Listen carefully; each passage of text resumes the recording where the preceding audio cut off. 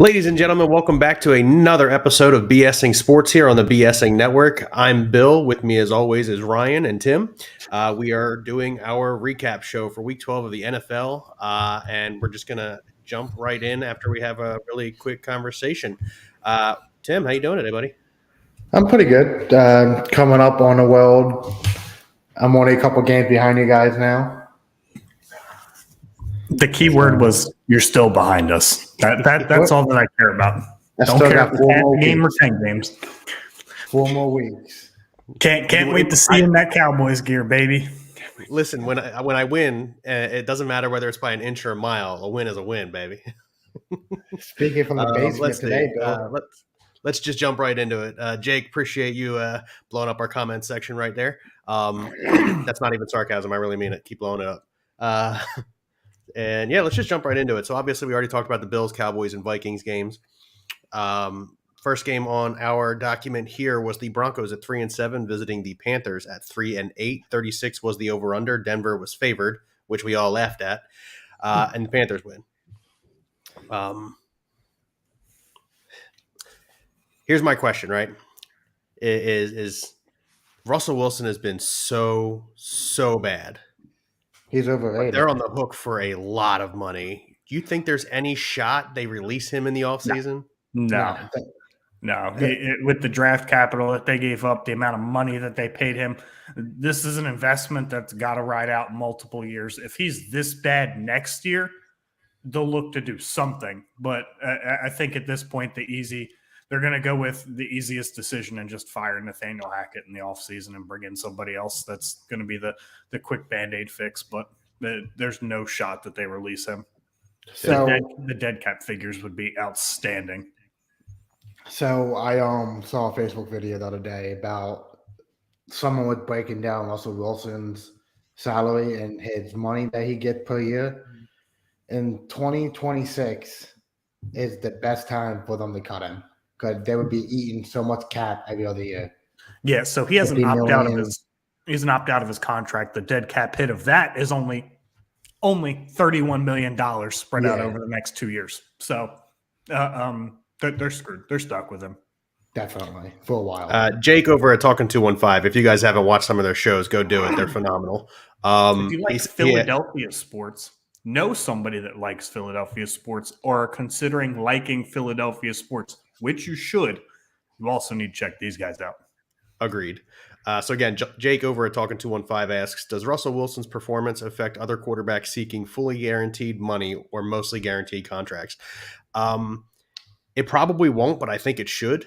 And what I mean by that is because it's already happened. You know, you got the Kirk Cousins is out there getting his $74 million guaranteed or whatever it is. Russell Wilson coming over from Seattle getting his money guaranteed. I think franchises need to team owners need to look at that and be like, look, you're getting two very different performances. Obviously, Kirk Cousins is playing really well right now, but because of Russell Wilson, I think the guaranteed money thing is scary in any aspect of it, because he could come out tomorrow and shatter his leg and never play again, and you still owe him that money. So I don't think there should be a guaranteed contract, especially in football. That's just me. So that on top of that, look at Lamar Jackson. He won a fully guarantee from the Ravens, and he didn't get it, and he's playing like complete. I mean, he is playing his best he is, so he's not proving that he deserved all that guaranteed money. So I don't think the Ravens are doing it. I don't think another team would do it. Ryan? So the only long-term contract that I know where guaranteed money was, where 100% of the contract was guaranteed, is the Deshaun Watson deal. And obviously NFL GMs weren't outspoken about it, but that there was some talks, behind closed doors that was not the right move for a number of different reasons, one of which being you don't fully guarantee a quarterback's contract before he stepped foot on the field with you. Now, Russell Wilson is only guaranteed 161 of this $242 million deal. That's a lot of guaranteed money for a guy who at the time hadn't even taken a snap on your team. And now he has less touchdown passes than Carson Wentz, who hasn't started a game in 6 weeks. So there's a lot of problems with this. Lamar Jackson is going to sit on the free agent market for a very, very, very long time if he believes that he is going to get a 100% guaranteed deal.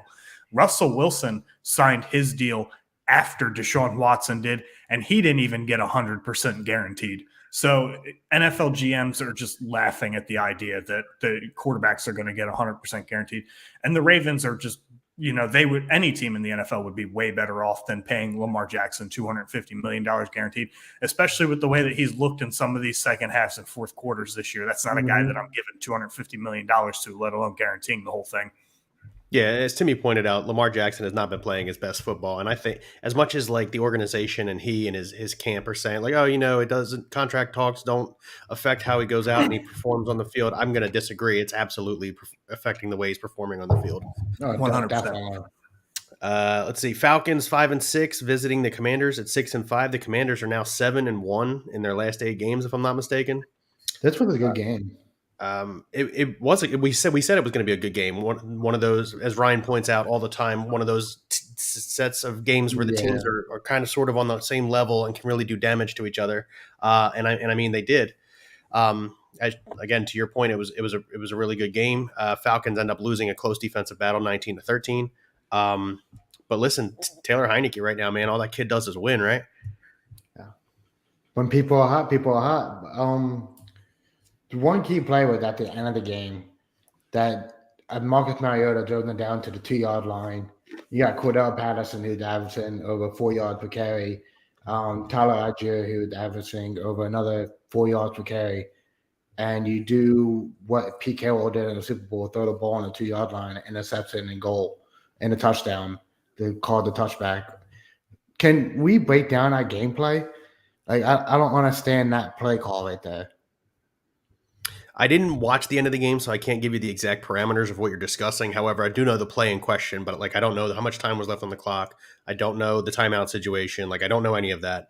However, yes, I'm with you. If you're down on the 2-yard line, you have this run option that the Falcons run, and you've got Marcus Mariota and Cordell Patterson. I'm thinking maybe you give one of them the opportunity to try and punch it in. That's just me. So it just really, I didn't see this game, so I can't give you the exact parameters of that final play. Ryan, do you have better insight on it? Tim, I'm going to let you break it down. Why don't you give your take on it? Go full force, Tim. So if I remember correctly, I think there was 22 seconds left on the clock, and Atlanta had a timeout left. It was on the 2-yard line, if I'm not mistaken, maybe the 3. Second and goal, maybe third and goal. They had at the 4-down territory. That's what it is. I think the play before Marcus Mariota scrambled to get to the 2 or incomplete pass to stop the clock. It was an incomplete pass to stop the clock. That's exactly what it was. Redskins lined up to stop the run. Throwback. I'm sorry. The Commanders lined up to stop the run with their plan for it. But you had Cordell Patterson come out the backfield, right on the end break of the end zone, where 2 linebackers are sitting. Where you had Drake London, who's the tall receiver, at tight end in the back of the corner. Why throw it to Cordell Patterson? That's what I'm confused about. I mean, I don't hate you didn't run the ball fine. It's a different game, different perspective. You didn't trust what you had. Fine, whatever it is. You didn't trust your offensive line. Fine. But Cordell Patterson between a corner and 2 linebackers don't make sense to me.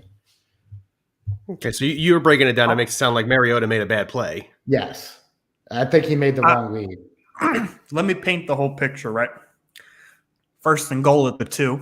Marcus Mariota loses 2 yards on a draw, so it's second and down from the 4-yard line inside the 2-minute warning, and Atlanta has all 3 timeouts left. Thank you, Ryan. With a minute on the clock. And they threw the ball from the 4-yard line. So, Tim, this kind of goes back to the argument we've been having for the last couple of weeks, right? It was a poor play call, and then the player did not execute to satisfaction. So this goes on both Sure. the coach and the quarterback. That's definitely on both. Like, first off, I'm surprised, and this is probably why they threw the ball. I'm very surprised that Arthur Smith even called a pass play, being as run heavy as he is with all 3 timeouts. So that, to me, that'd be the only logical reason why they would call a pass play, is because it would be such a shock that they're throwing the ball. But it doesn't make any sense. Their best strength is obviously running the football. Marcus Mariota has not played at any sort of consistent level to where you can trust to put the ball in his hands to win you a football game. That just didn't. None of that made any sense. That was one of the wildest, things I've ever seen in my life. To be honest with you, I'd have just ran the ball. If you didn't get there, you got all 3 timeouts in your pocket. Yeah, and that's kind of where I'm at. They could have done like a play action pass, like. The straight up pass, like roll Marcus Mariota out to the right. Let's see what's open. If not, I can run out of bounds or get a couple yards. Like the play call gets terrible. Do what you do best, what Ken Brandt said, run the ball. Well, fortunately for them, they got helped out. What do you mean? We'll get to it. Okay. Yeah, we'll get to it. But no, I agree. It was a poor play call, poor execution all the way around. But listen, if it's a poor play call, but the game plan works and it's a touchdown, it looks completely different, right? Sure.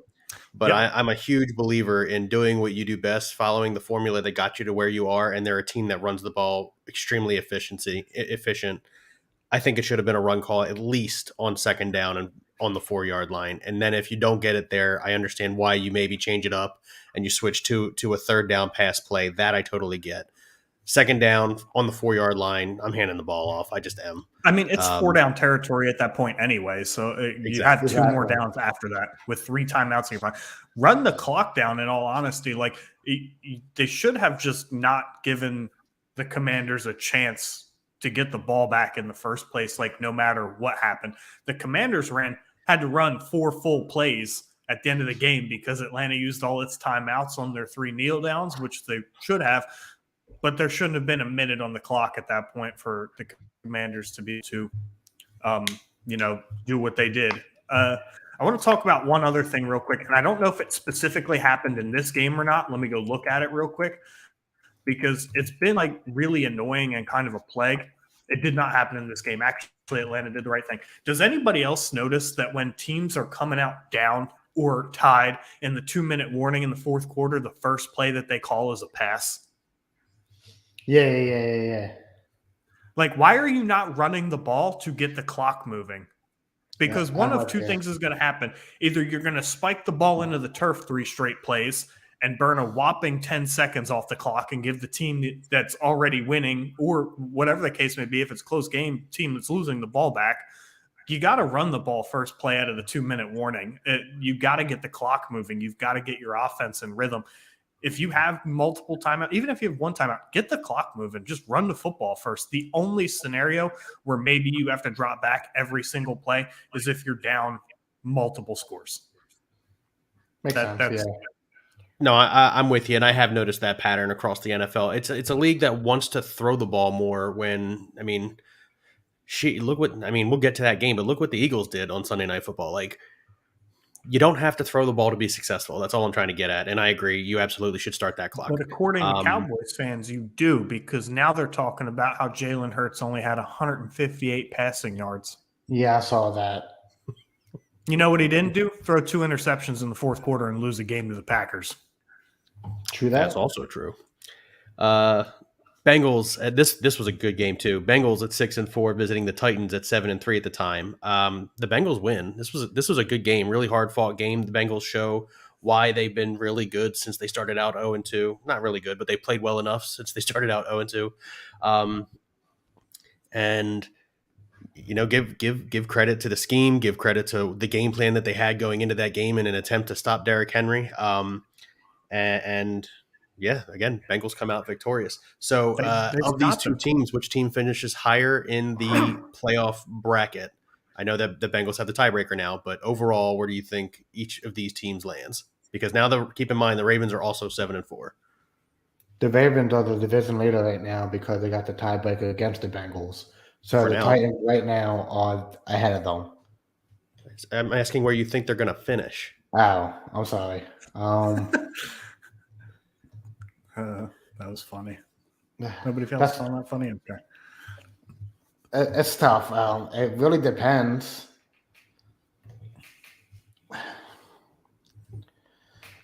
Timmy, Well, think about it, Ryan. Think about it, Timmy. Ryan, go ahead.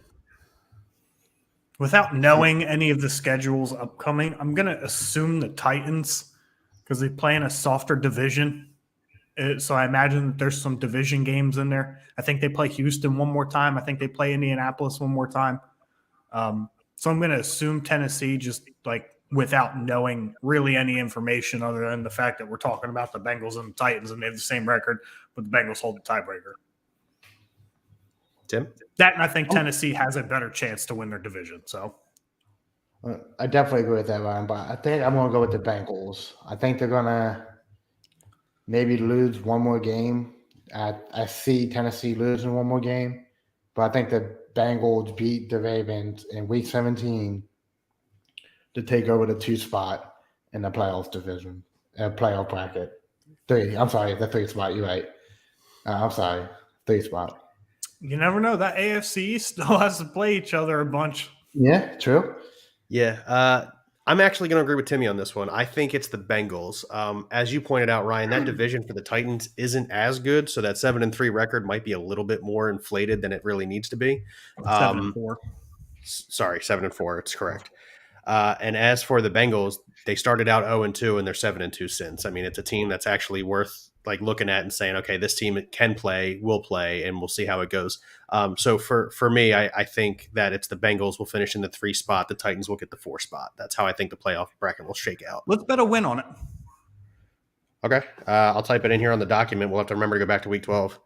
Everybody good with that? So you're saying that Titans and me and Bill saying that. Yeah. You guys get an extra win if the Bengals finish ahead of the Titans in the playoff bracket. Yeah, I like that. All right. Now that we all agreed to that, the Bengals have the Chiefs. They have the Patriots. They have the Bills. They have the Ravens left. The Titans have the Eagles, the Jags, the Chargers, the Texans, the Cowboys, and the Jags again. All right, so the Titans' schedule is easier. Yeah. I mean, it's not easy. I would say it's Yeah. easier than the Bengals, but it's not easy. I agree that it's easier than the Bengals. Like I said, I think they could very easily pull an Indianapolis Colts, a couple years ago and lose that game on the road to Jacksonville, yeah. cost them their playoff seeding week 18. That's true. Yeah. Let's see. Bears 3-8 without Justin Fields. We knew this game wasn't going to be good, and it wasn't. Go into the Meadowlands facing the Jets, who are now 7-4, and just, the Jets. Mike White turned that offense on, baby. Listen, Yeah, Ryan, you and I said these exact words on a show on Friday. All he has to do is play better than Zach Wilson, and he didn't just do that. He played better than most of the league on Sunday. Yeah. Now, I saw a lot of this is where the internet kills me. So I saw a lot of ridiculous, is Mike White the next Kurt Warner comparisons all over the Twitter and all kinds of craziness. No, I'm going to jump out and say no. Mike White played fantastic. He played very good football, very mistake-free football against a rather subpar defense. I don't expect that to continue. Truthfully, those of you wondering, I think that there's a better chance that the Jets go back to Zach Wilson in 2023 than Mike White being named the starter. But I honestly think that neither one of those guys will be there next year. So we'll talk about that in an off-season show, though. Correct, Tim? The Jets have a tough matchup next week against the Vikings, if I'm not mistaken. So I think Mike White get the next start, obviously. But I think Zach Wilson might take back over eventually in this season. So the Jets have a brutal schedule. Listen to this. They're on the road in Minnesota, on the road in Buffalo.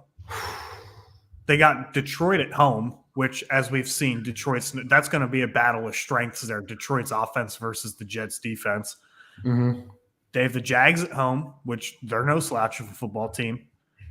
They go to Seattle, and then they go to Miami. Ooh. That's a brutal schedule to finish the season. Looking at that, like, I got to check the Patriots schedule, but just off of that, I don't know that the Jets are going to, make it out. Yeah, I'm with you on that one. I know the Patriots plays the Bills Thursday. I'm wondering how the Jets, who finished last place in that division last year, have that tough of a schedule coming up.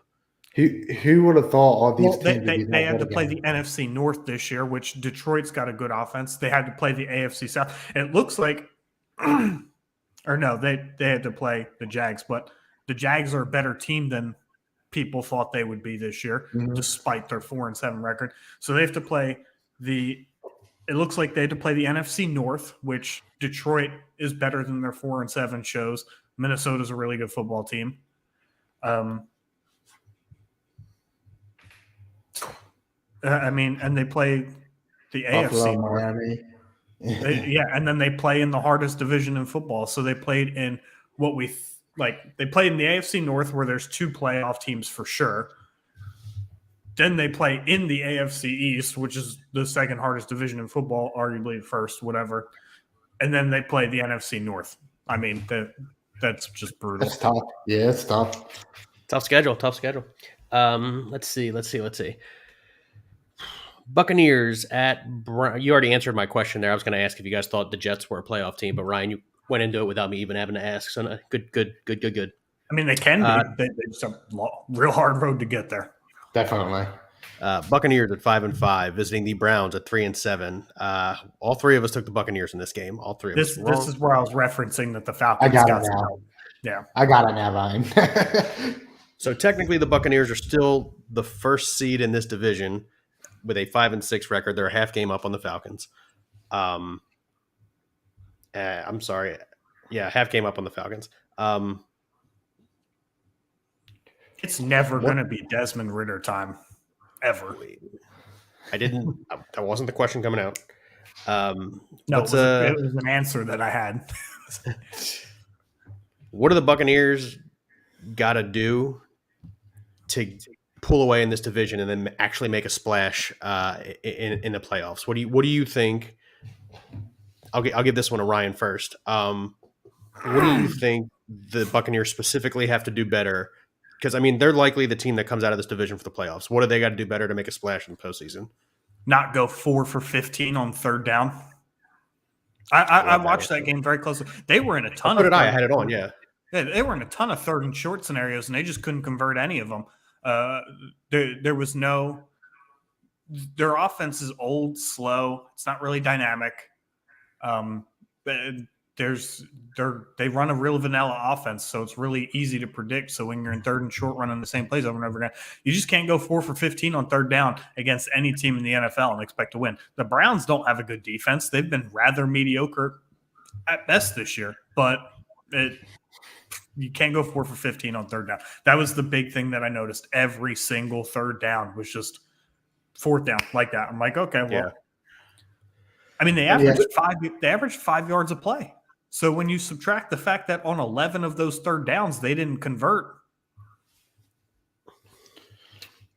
Yeah, I noticed Tom Brady was under pressure real quickly a lot.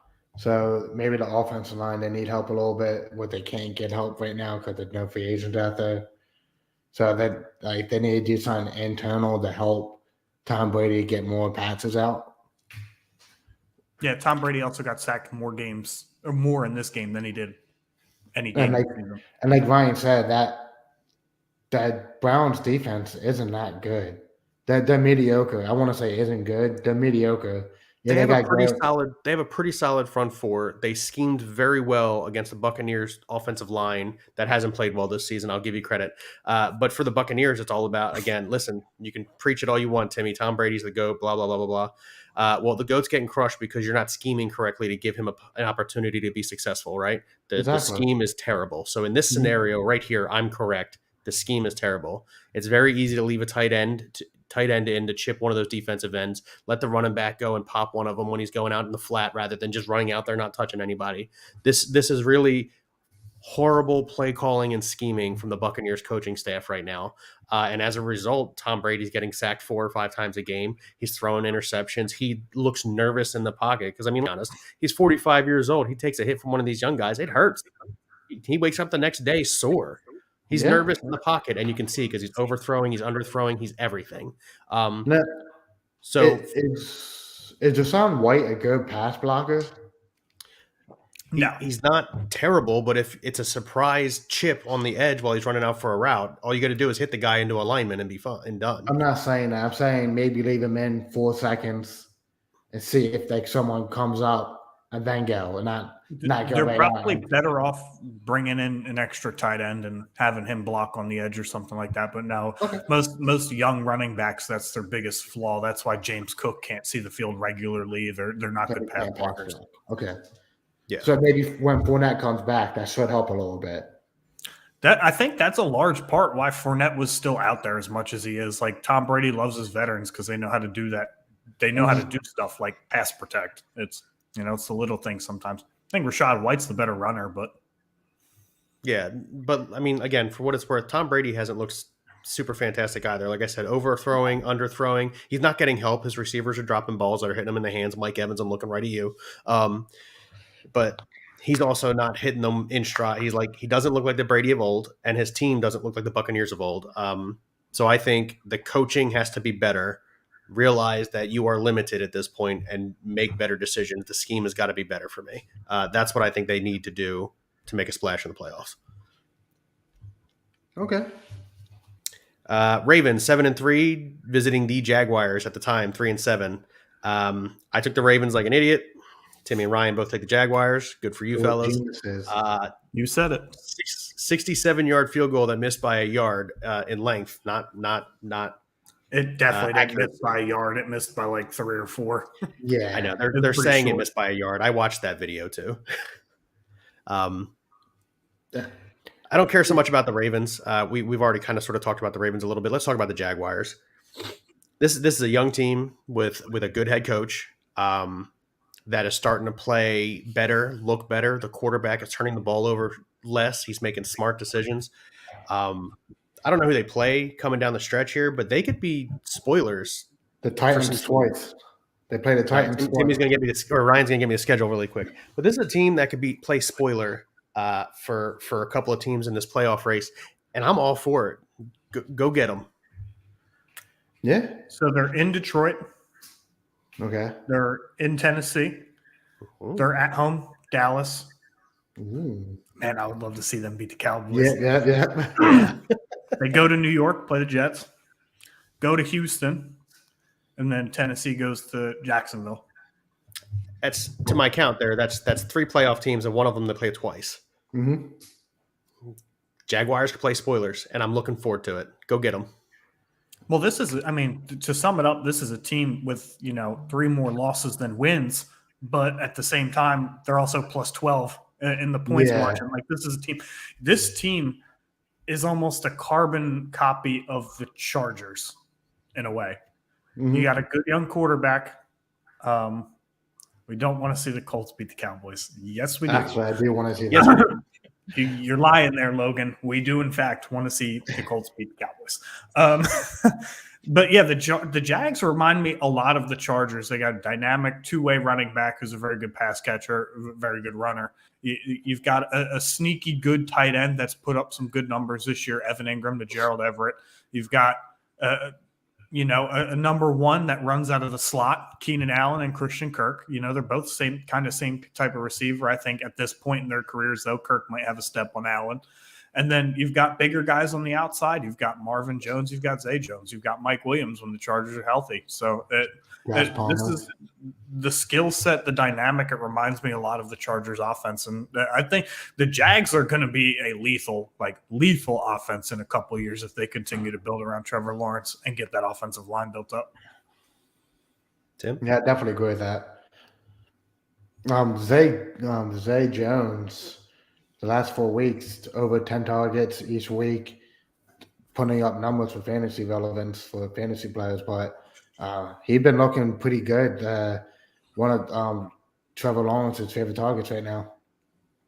Yeah, I think with the addition of Zay Jones, like emerging as he has the last couple of weeks, it really does open up Christian Kirk to do what Christian Kirk does best, which is run down the field. Mhm. Um, and create space for himself. And he does do that well. We all laughed at the contract, but he's looking like he's been worth it to this point. So it's just all about cohesion, right? I know that's not a real word, but like getting everybody to work together, getting everybody to work Cohesion's a together. real word. Is it? Yes. Yeah. Hey, look, I'm not a scholar, all right? Clearly. Getting everybody to work together and getting the scheme and everybody understanding where they're supposed to be, when they're supposed to be there, and the quarterback trusting that they're going to be there. And they're starting to look really good. And they beat a good rate, well, a better than average Ravens team this past week by doing exactly that. Good news for the Ravens, though. This was only a 9-point lead in the second half, not a 10-point lead. Only single digits. Yeah, only single digits this time. They only blew a single-digit lead. Getting a little bit better. Did you see Up 19 to 10 at one point.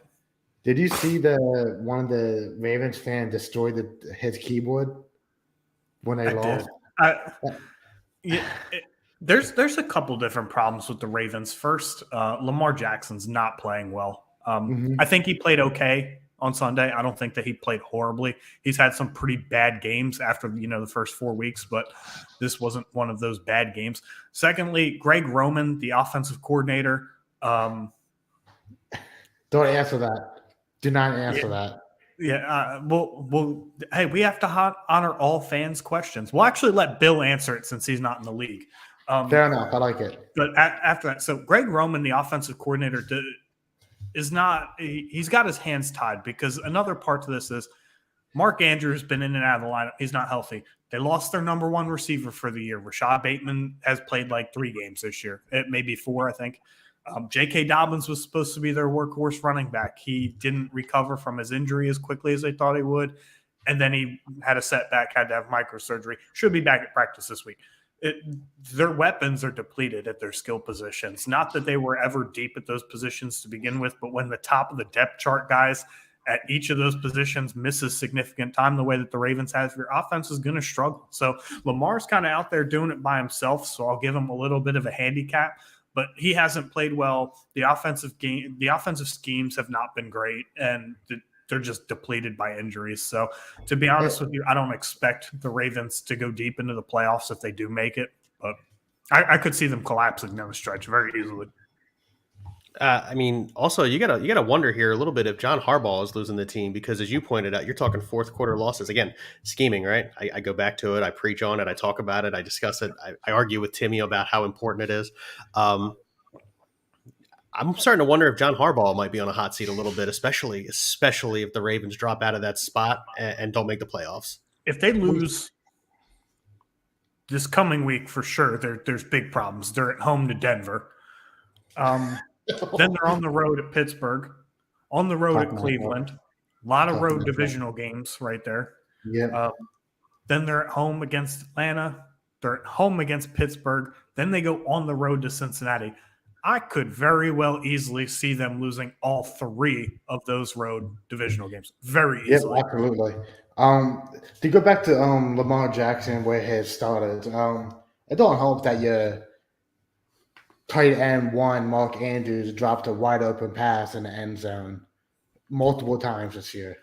Andrews has those sometimes. I've noticed that throughout his career. Like, he's a good tight end, obviously, probably the second best tight end in the NFL. But he does have a little bit of the dropsies sometimes, especially in the red zone where tight ends should not be dropping passes. Exactly. Yep. Yeah. Go ahead, Bill. Answer that question.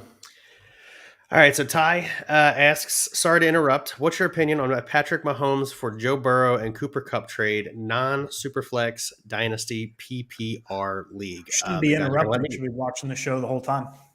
Yeah. The guys apparently are going to let me answer this question. Listen, I understand what Patrick Mahomes brings to the table. I really do. And I get it. I understand that he's a 28 to 34 point quarterback every single week. However, Joe Burrow is a 21 to 24 point quarterback per week. And then you add Cooper Kupp on top of it. So for me, I would take the Joe Burrow Cooper Kupp side. Now, I think what you're asking is if that's a fair trade. And I don't think it's even enough. The Mahomes side has to add a little something else. But but overall, if I'm like just looking at this and somebody offered you Patrick Mahomes or Joe Burrow and Cooper Kupp for Patrick Mahomes, it's not as one sided as it may seem because, especially since Cooper Kupp is older, Cooper Kupp He's is injured and He'll be injured 30. right now. All of these things, but I do think because of what Mahomes is versus what Burrow is, and then you're adding, I think you got to add a little bit more on the Mahomes side for the trade. So, Bill, since you answered that question without any insight or what was going on, I guess Ty or Tim, the trade is between those two, and Figured as Tim much. would have received Joe Burrow and Cooper Kupp, and he would have sent Patrick Mahomes to Ty. So when you said the Patrick Mahomes side has to add a little bit more, that's pretty funny. I withdrew it already. The problem is he texted me it saying accept this please, and I would have accepted it, but he didn't. So he sent that to you? Yeah, he said you got cold feet, man. That's your problem. You lost there. Hold on. So he offered you Kupp and Burrow for Mahomes and nothing else. It was never in the sleeper app. It was in a text message. That's it. He never sent the trade. So I sent it, and now he's second guessing. Oh yeah, that's why. If any time I send a text about a trade, I'm not 100% sure about it either. So I do that too. I'll make the trade like in the phone. I'll screenshot it and send it, but I won't actually send it. Don't worry about it, Ty. I withdrew that trade, so you don't have to worry about it. I tell you what, you add a second. That's good enough for me. I don't even have any picks in 2023. That's unfortunate for you. So moving on. Texans 1-8-1 visiting the Dolphins at 7-3. The over under in this game was 47. They actually don't get there. What game? Texans Dolphins. They actually don't get the over under. It only ends up being 45 points. But at one point in this game, it looked like the Dolphins were going to get to 45 on their own. Yeah, they almost benched Tua and them way too early. Yeah, I saw that too. We know what the Dolphins are. They're a strong offensive team. Tyreek Hill, Jalen Waller, Jeff Wilson, Wazoo Mostert, Tua Tagovailoa. It's a strong offensive team. Tua making a point, and his name should be brought up in the MVP talk, in my opinion. He'd been playing outstanding the last couple of weeks. I'll admit. There's nothing more to talk about. The Houston are a terrible defense, and Tua made it known even more. I know they ended up covering, but this is exactly why those 14, 15-point spreads are sucker bets, because Texans almost covered that spread. Actually, if you bet on this game, the spread right when it came out, I remember the first time checking early last week, it was 15.5. So if you took that off the rip, guess what? You lost money. Ken Brandt asks Tua the MVP so far this year. Tua should be the MVP, but it's going to be Patrick Mahomes. I agree. Which is also fair. He's been playing outstanding too. Yeah, I mean, again, I just think the gap between Tua and whoever plays quarterback for the Dolphins is bigger than what would be if Patrick Mahomes went down and whoever the hell the backup for the Chiefs was had to play. Because they have a great scheme in place. They have the coaching out there is outstanding, and they can at least make up a little bit of the ground, whereas the Dolphins clearly cannot score without Tua at the helm. That's true. Yeah, I would say Chase Daniels is not the backup there. I don't think. I think he retired eventually. Is it still Chad Henne? Yeah, you know what? I think it is Chad Henne. There you go. Look, I agree. I think Tua should be the MVP. They go 0-3 when he's not in games, and he's 8-0 games that he starts. Pretty cut and dry situation there if you're looking at the entire scheme of how important a single player is. But unfortunately, unless Mahomes gets hurt, we won't know, right? So Mahomes will have the stats, he'll have the touchdowns, he'll have the lack of interceptions, he'll have he has a 9-2 record right now. Like it's going to be Patrick Mahomes for all of those reasons. But I think it should also go to Tua Tagovailoa, and this coming from a guy who has not been high on Tua at all at any point in time until this season. So. MVP is a quarterback stats award at this point. It's not a most valuable player award. Fair enough. Chargers at Cardinals. Chargers had to come back to win this game in the last seconds. They do win 25-24. To believe it or not, it was a really decent game. Keenan Allen watched looked like I watched it. It was all right. Keenan Allen looked like the old Keenan Allen. Hit hamstrings on her. Justin Herbert favoring him with targets. Josh Palmer getting targets. Austin Eckler started doing better. Like again, I mean, game-winning touchdown, Gerald Everett, right? no, he got Austin the Eckler. two-pointer. Yeah, it was Austin Eckler.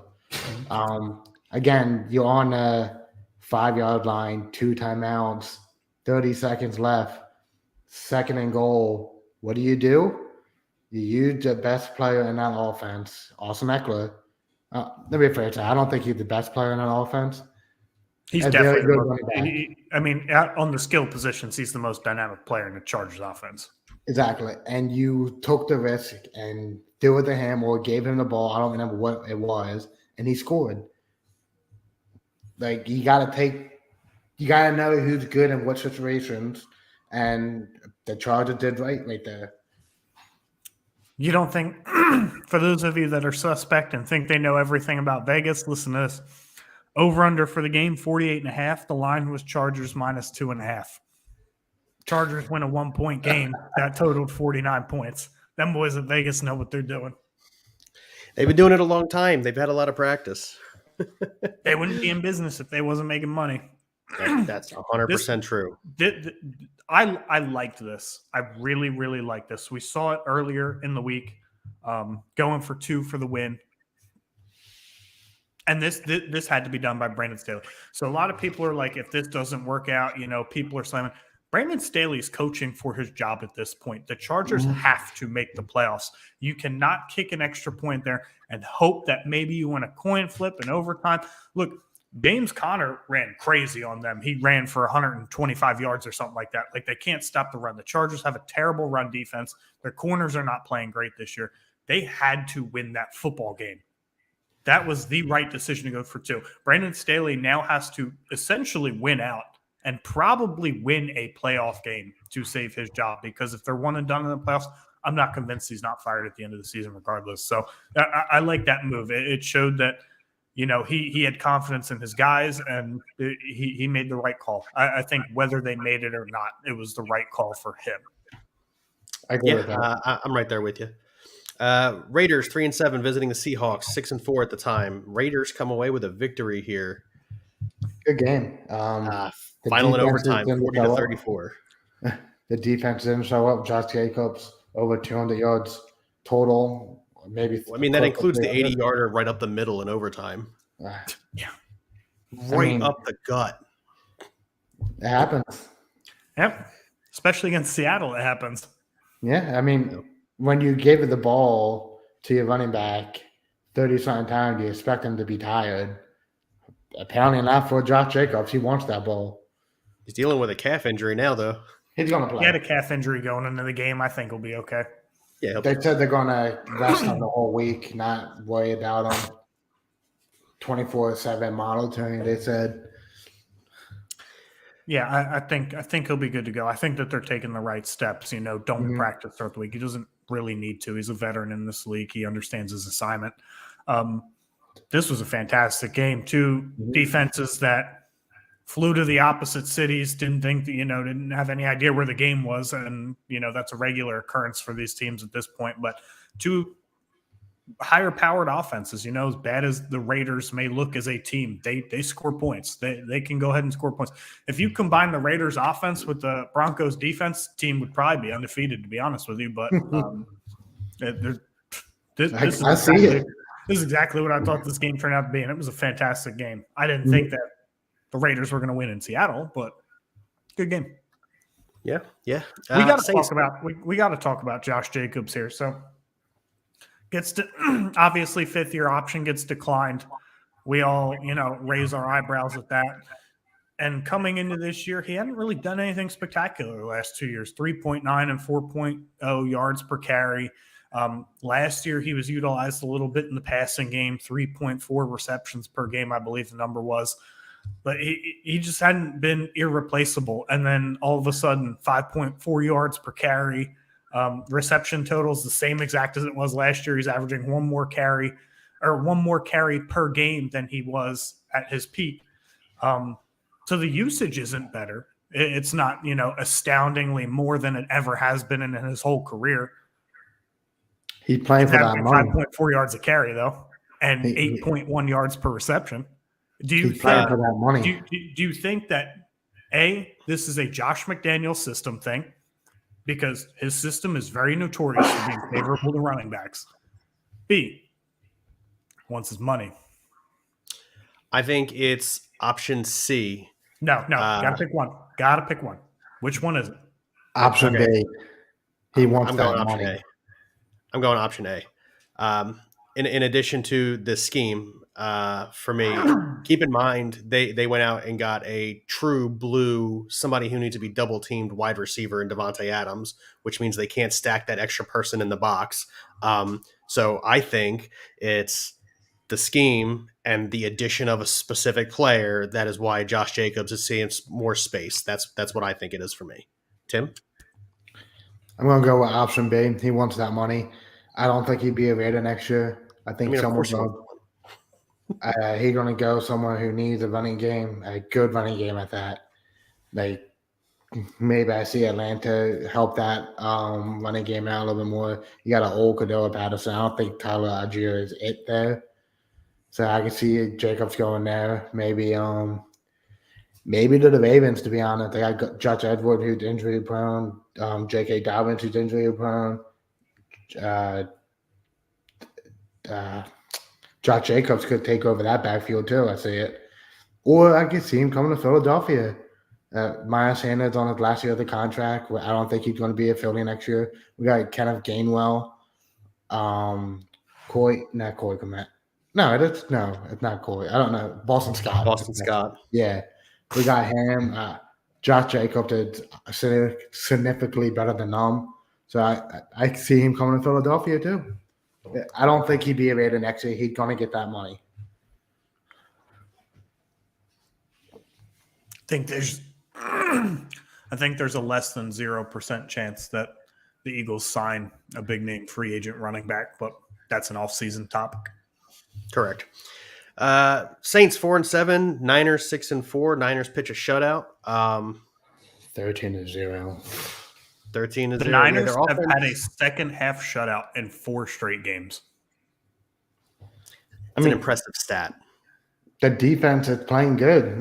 We knew they had a good defense. I guess how is that offense going to look with all those weapons? And they got too many weapons to share all the ball carries and stuff like that.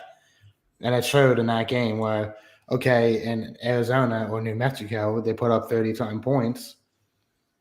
And then in San Francisco, they only put 13 up. Like, it proves that there might be a such thing, too many weapons. I don't think so.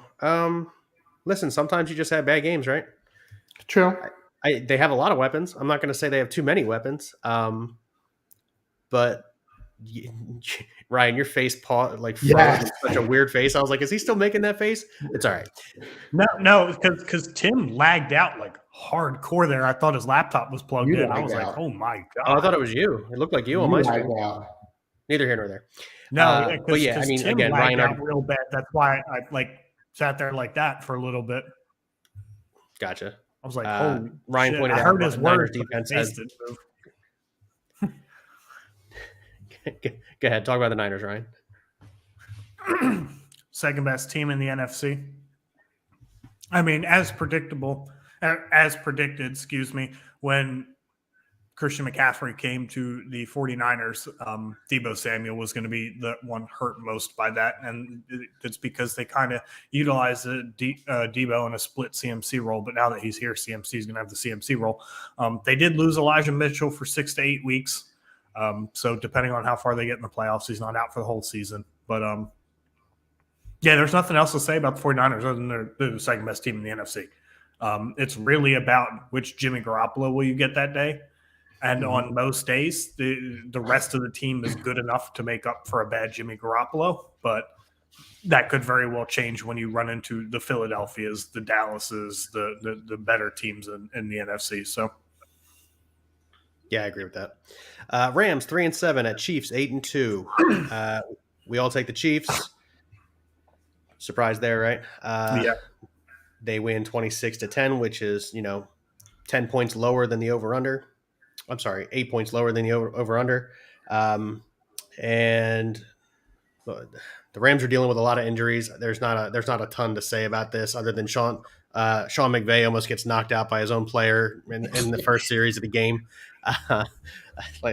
That's really the only thing I've got to talk about in this game. There was never Robinson out for the year. Stafford probably out for the year. Kupp's out for the year. Donald's out. Yeah, well, he's not technically ruled out yet, but it wouldn't surprise me in the slightest if he doesn't come back. Yeah. So, I mean, there's not much to talk about with this game. The Chiefs won. We knew they were going to win. Let's move on. Packers at 4-7, visiting the Eagles at 9-1.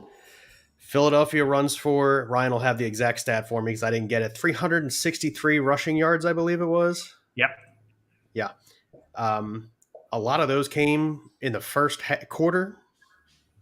Jalen Hurts had 101 in the first quarter, I think. Yeah, I mean, you had two guys who rushed over 100 yards. Jalen Hurts for 156, I think it was. Miles Sanders for 143. And then you had, Kenny Gainwells and the Boston Scots picking up the slack with the rest of it. Jalen Hurts, 17 carries, 156 yards, no touchdowns. Miles Sanders, 21 carries, 143 yards, 2 touchdowns. The average 6.8 yards per carry against a team that was going into the game already notoriously bad for running. The final team stats are 49 carries for 363 yards at a clip of 7.4 yards per carry. That's good. It's okay. It's something that as Eagles fans we've been preaching for months and months and months and years. Just run the football. And they did. Now, having said that, two of the long runs that Jalen Hurts had in the first 2 drives were pass plays that he ran on. So Steichen was still calling pass plays. Jalen Hurts just made the most of those situations, which is great by Jalen Hurts. But I got to start questioning there was a quarterback spy on him for a couple of those, and he beat a quarterback spy. That's how athletic Jalen Hurts is. But Shane Steichen, you're running the ball this good the first 2 drives of the game, and you're still dropping back and trying to – there was a drive where they threw the ball 3 straight times, and I was like, why? So I don't like that. But overall, the team played absolutely phenomenal. The Packers obviously put up 33 points in that. So, the Eagles defense really needs to start stepping up. Reed Blankenship had to come in. I'm glad you brought that up because let's put some context on that statement first. The first 3 touchdown drives for the Packers, one of them was less than 30 yards. The other one was 39 yards, and then the third one was 50 yards. Special teams was by far the worst unit on the field for the Philadelphia Eagles. Definitely didn't help them out. And early on in the game when the offense had those turnovers, A.J. Brown had that fumble, they were putting the defense in a short field again. So it wasn't just the defense. On paper, you can be like 33 points. That's, it's obviously the defense. And sure, the defense could have stopped them, but their first 2 touchdown drives for the Packers were a combined 60 yards. So that's true. What do you want to do? Here's something that's concerning. A.J. Brown has fumbled in each of the last 3 games, if I'm not mistaken, at this point. 2? Okay. Not concerning. No? Okay. Yeah. If he had fumbled in week 1 and week 11, nobody would talk about it. Nobody cares. He's fumbled twice all season. I think that he's trying to make a big play happen, like trying to break tackles, and it happens. People are punting at the ball. He's playing to his style. It happens. Exactly. He's got 5 career fumbles. These just happen to be in back-to-back weeks, and we just happen to lose both of them. It's not a trend. I think it's coincidental. Okay. Yeah, I agree with that. All right, fair enough. Eagles obviously move on to 10-1. First team in the league to get to 10 wins. Good for the Eagles. Fly, Eagles, fly. Last night's game, Monday night game. If the Eagles win, Minnesota, San Francisco, and Dallas all lose, Eagles clinch a playoff berth.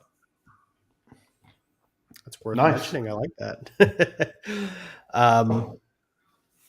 Monday Night Football, I did not watch it. I will not lie to you, so you guys will have more information on it than I did. The Steelers at 3-7 come out victorious 24-17 over the 4-6-1 Colts. It was like I said, 24-17. Kenny Pickett, Ken Brandt says looked really good. Again, I didn't watch the game. Fire away, guys.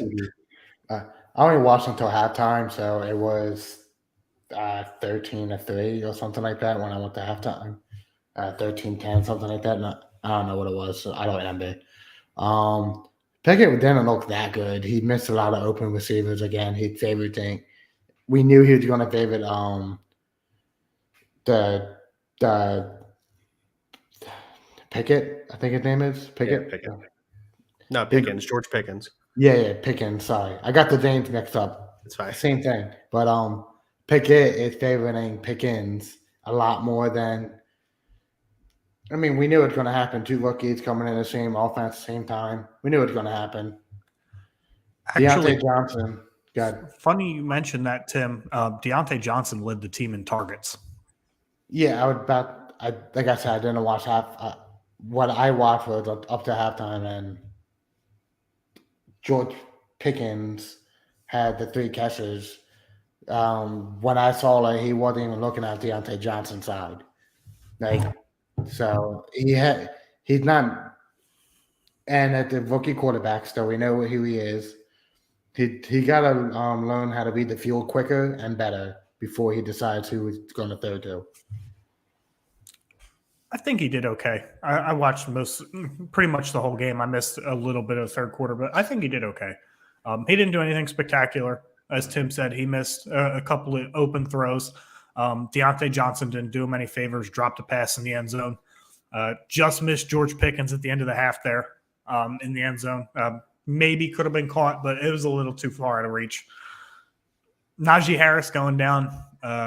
We'll see what his injury is, out with an abdomen injury. But, yeah, I mean, I don't think it was a terrible game. I think it was, again, one of those games where those teams were on even level playing field, and the Steelers just happened to get better play. Matt Ryan started out the game terrible, so that didn't help them at all. And they refused to let Jonathan Taylor run the ball early in games, so they have some problems there. But the Colts are a disaster this year, so that doesn't surprise me in the slightest.